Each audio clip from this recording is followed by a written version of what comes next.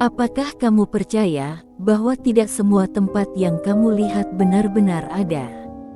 Kisah ini bukan tentang hantu di pojok ruangan atau suara langkah kaki saat kamu sendirian. Bukan. Ini tentang sesuatu yang lebih halus. Tentang tempat yang tak seharusnya ada. Tentang seseorang yang naik ke lantai yang tak pernah dibangun. Namaku Lestari. Dan ini kisahku tentang lantai 3 dari sebuah gedung tua yang tak pernah tercatat di denah manapun. Tahun 2017, aku baru pindah ke Jakarta setelah lulus kuliah.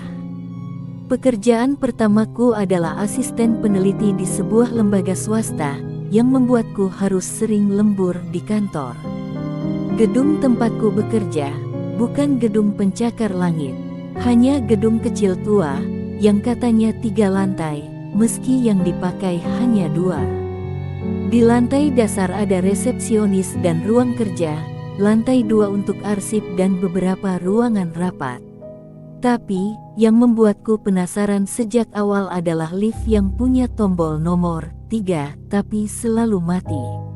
Aku pernah bertanya pada Pak Jaya, seorang satpam yang sudah bekerja di situ sejak awal berdirinya perusahaan. Pak, kenapa lantai 3-nya nggak dipakai? Pak Jaya diam lama. Ia hanya berkata pendek, tanpa menatapku.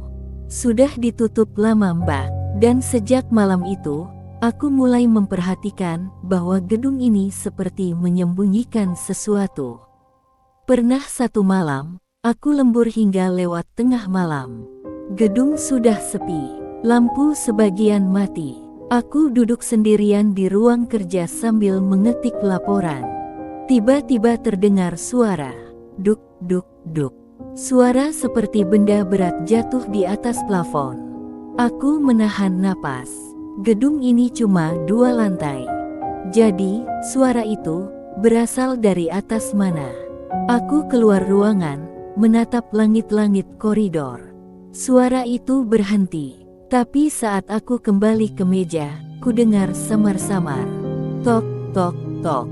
Seperti ketukan pintu kayu, tapi di arah lift. Aku menatap ke ujung koridor. Pintu lift tertutup, tapi lampu tombol 3 menyala merah redup. Aku tidak menekan apapun. Bahkan, tombol itu mati dari awal. Dan ketika aku berjalan mendekat, ting. Pintu lift terbuka perlahan, tapi isinya gelap dan kosong. Aku menutup pintu itu cepat-cepat, menekan tombol G berkali-kali, turun ke bawah dan langsung pulang. Keesokan paginya aku memberanikan diri bertanya pada rekan kerjaku, Mbak Yani, yang sudah lama bekerja di situ. Aku bertanya, setengah bercanda, Mbak, sebenarnya ada lantai 3 enggak sih? Mbak Yani mendadak pucat. Jangan pernah naik ke atas ya Tar. Katanya dulu sih ada Tar. Ia menunduk, lalu berkata pelan, dulu lantai 3 dipakai buat laboratorium. Ada kecelakaan, tahun 2001. Seorang peneliti hilang, sampai sekarang nggak pernah ditemukan. Spontan aku merinding. Maksudnya, hilang di gedung ini. Mbak Yani hanya mengangguk. Dan anehnya, CCTV menunjukkan dia masuk lift, naik ke lantai 3. Tapi setelah itu, sinyal CCTV mati, dan hidup kembali 30 menit kemudian. Liftnya kosong, dan dia nggak pernah keluar. Aku menelan ludah.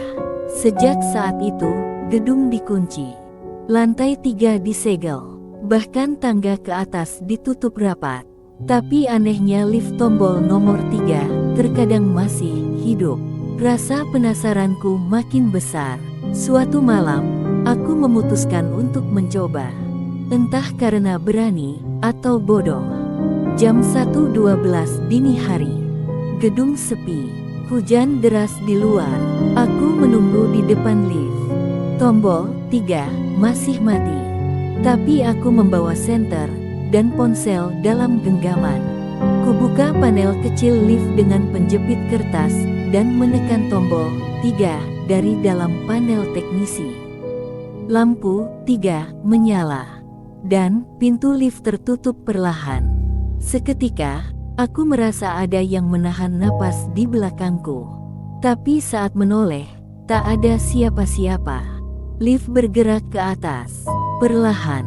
Lalu, ting, pintu terbuka, dan aku melihat lorong panjang dengan lampu kuning temaram, karpet merah tua yang lusuh, dan bau aneh, seperti daging busuk bercampur obat-obatan.